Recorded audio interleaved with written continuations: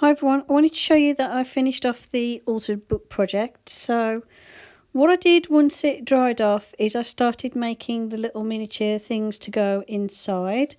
So the first thing I made was this little teeny weeny chair. I just basically tried to make everything as small as I possibly could. This is made out of some very thin balsa wood that I just cut into shape with scissors and then glued together with my hot glue gun. I just created the back and the bottom and then added 4 little legs. Obviously it's not going to be perfect. I mean, I could, if I really wanted to, I suppose,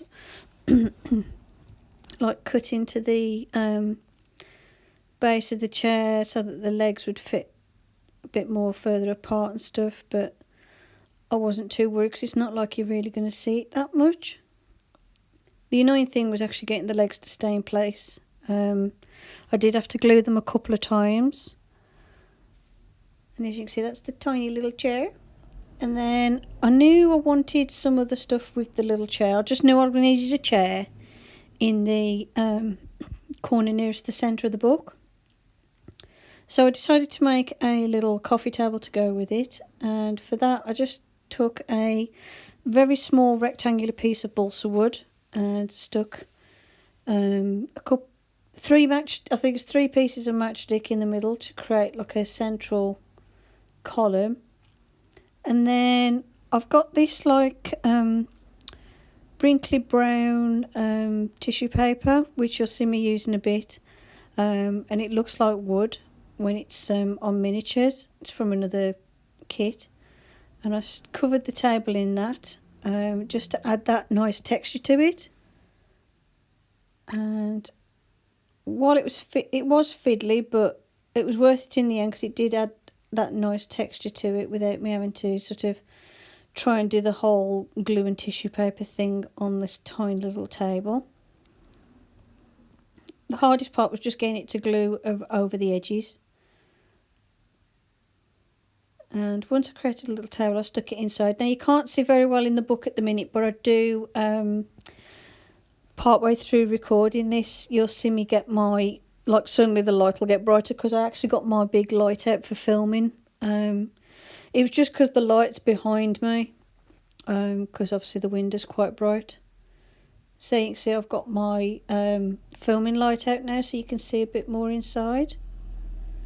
And I put the same paper stuff on the chair to give the chair that nice texture as well.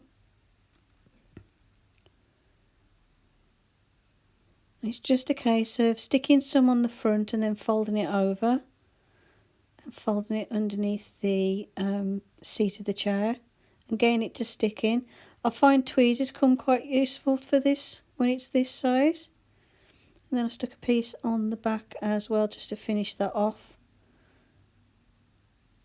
And then I wasn't going to do the same to the legs because it would be far too fiddly. So what I decided to do in the end was take some brown paint and paint the legs. And I actually did paint over the paper as well, just to make sure that it was all the same colour. The main thing I wanted the paper for was the texture.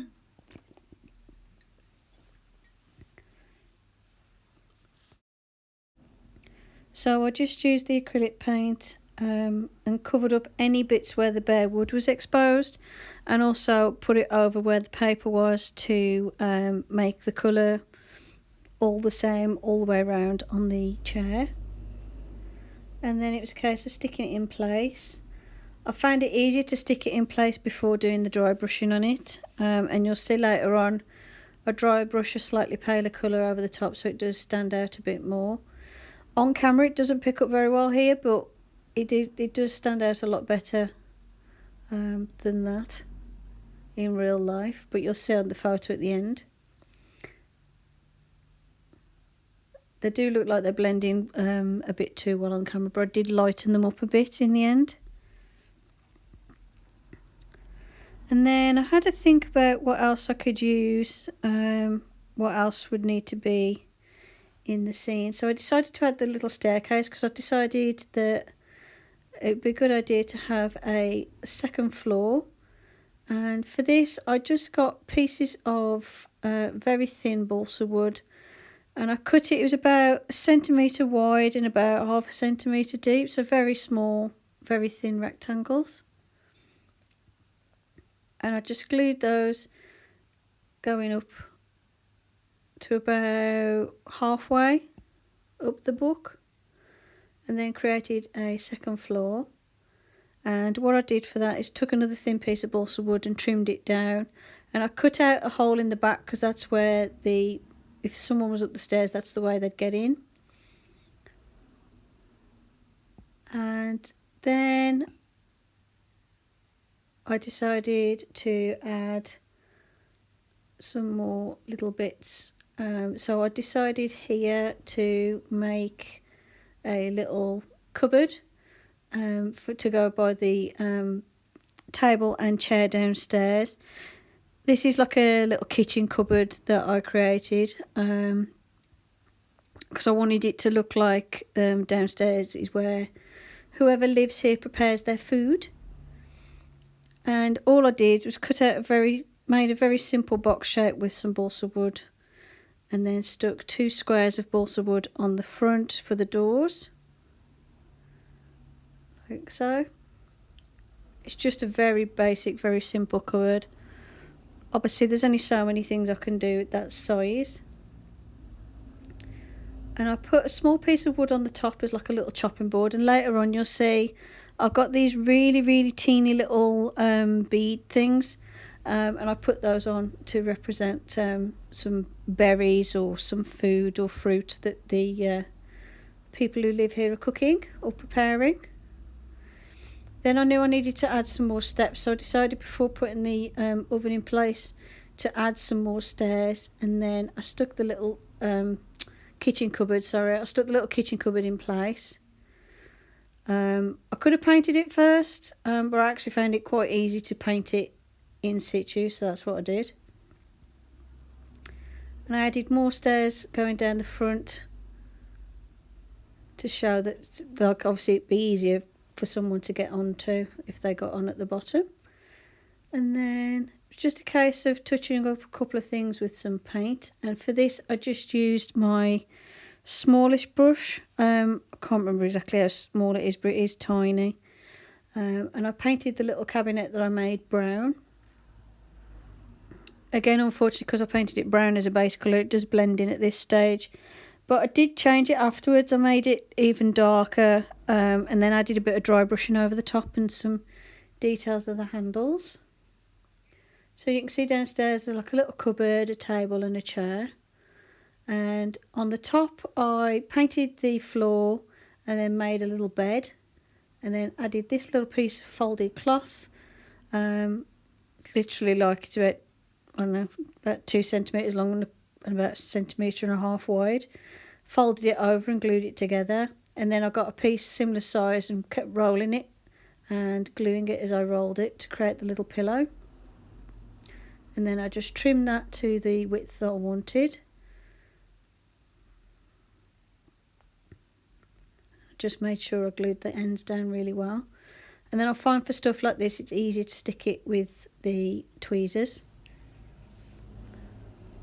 So here I've created a little bed, because I decided upstairs would be the little bedroom, and then downstairs would be like the little kitchen cum dining room type thing.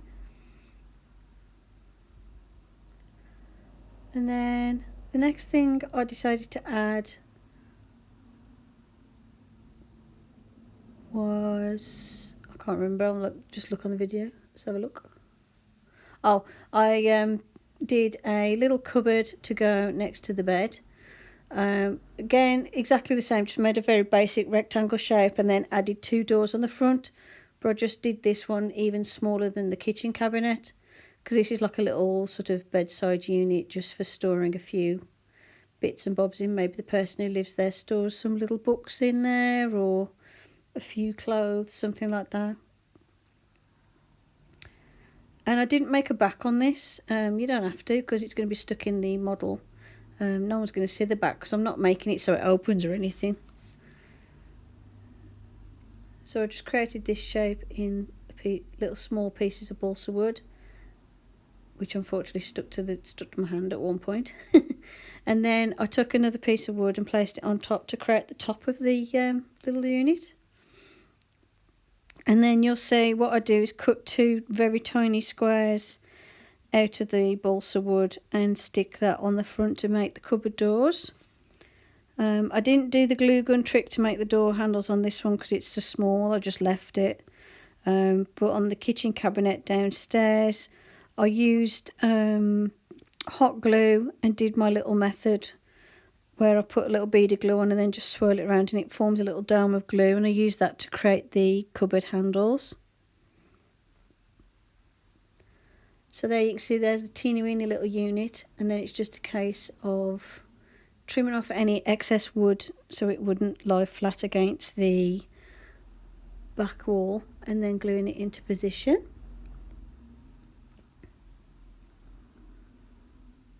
And then I painted that brown as well, just to give it a base coat and darken it down a bit.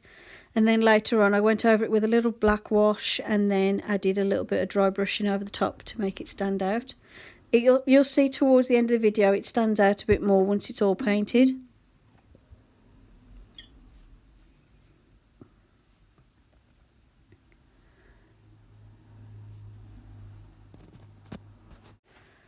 And then the next thing I did is I had to search through my little bits and bobs in the drawer, and what I did was I found a very small photo frame shaped piece, and I took an old picture out of another model making kit and stuck it to the frame. Here, before I did that, I'm just dry brushing the steps with a slightly lighter brown just to make them stand out a bit more. And I'm also touching up in between the pages where some of it had lifted, just to make it dark in there so it didn't stand out so much. And I'm also adding a little bit of dry brushing to that tiny mini cupboard I made, again just to make it stand out a little bit more. And then this bit's the bit where I find the very small frame and I find a very tiny picture to go in it. And I stick the frame directly onto the picture. It makes it easier to cut it out later on. This is from another miniature kit. It's just some pictures I got left over. But it's ideal because it's that size. And I picked this little deer picture because it fits in with the sort of forest theme. And I used a little bit of watered down brown paint just to touch up the picture, make it look a bit older and a bit more worn, because I didn't want it to look like a brand new printed picture. I wanted it to look a bit more like a sort of slightly faded painting. And then stuck that into the kitchen cum dining room.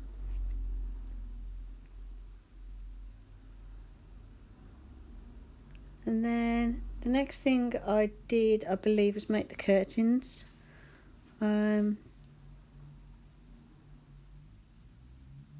I believe so. Yeah, so here I'm making the curtains, and all I did is take a small rectangle of fabric, fold it in half and glue it, and then fold it either side and glue it together so it forms this sort of fan shape like that. And then I made 2 of those for a pair of curtains. I was just deciding where to put it. I decided to put the curtains in the bedroom in the end. And I did 2 of those, and then to create the curtain rail I used a matchstick.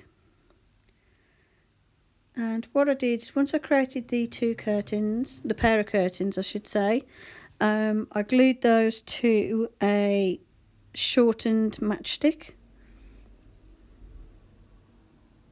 I found that was the easiest thing to use to make the curtain rail without actually having to sort of find anything. That was the smallest thing I could find that would work. And it's just a case of trimming off the excess and then painting the matchstick dark brown later on. It also made it easy to stick the curtains in place because I only had to put glue on one thing, which was just the curtain rail. So I stuck that in the bedroom. And then took some of my brown paint and a bit of the black wash and mixed it together, and then touched up the curtain rail with that. Here I'm putting those very tiny little beads. They're like little polystyrene ball things that came from another kit, and I stuck those on the little tray I'd made on top of the cupboard to make it look like that's like a bowl of, a plate of fruits or something very small that the residents are going to eat. I then painted the cupboard darker, decided the cupboard should be a much darker colour, so I went over it with a wash of black paint. And then I made some teeny weeny books to go in the there, and literally it's the tiniest bit of wood I could find with some patterned paper over the top, and I just cut the tiny little bits of wood. They're only like literally a couple of millimeters long, into like a rectangle shape, and then covered it with some paper to make it look like a micro sized book. Then took some fake foliage and stuck that onto the book. And this is like when you have fake flowers, you have that fake fuzzy bit inside, which is supposed to represent the bit where the pollen is. I cut the end off one of those, and I thought that kind of looked like a very miniature corn on the cob, so I've used that for the table for where they're going to eat. And then I made another tiny book, well, two more tiny books to go on the shelf, on the table next to the bed. So it looked like that's where the person that lives there keeps their books, and puts them away before they read at night time, and after they've read at night time. And then took a bit more of that fake foliage and put it in that little red bead to make it look like a plant pot. And then the next thing I decided that I needed was some sort of railing to go around the top floor. This would make it obviously safer for the residents that are in there. And I think it just finishes it off a bit more, because it looks a bit random just having this floating shelf with a bed on it. I think it just makes it look a bit more like it's a separate floor. So I just took tiny little bits of matchstick and glued them into position for the stumps. And then took matchstick and glued it across the top to create the railing.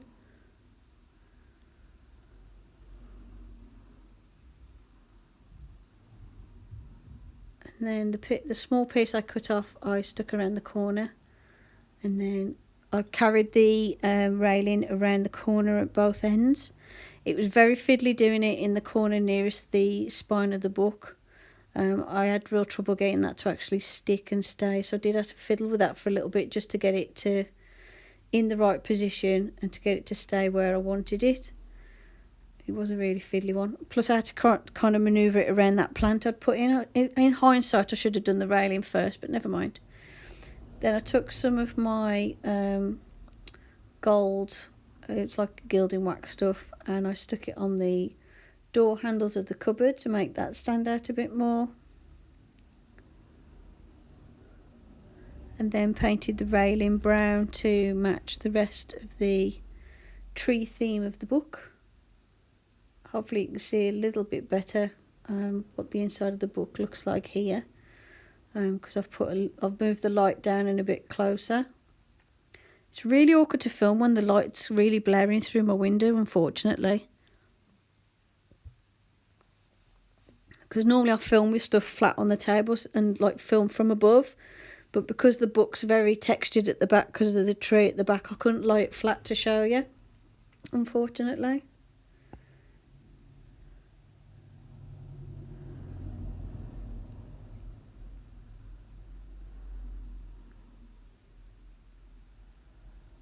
And then I just added some more foliage around the little scene. So I've got some more fake foliage I've just glued at the bottom to make it look like little miniature leaves and trees are growing up.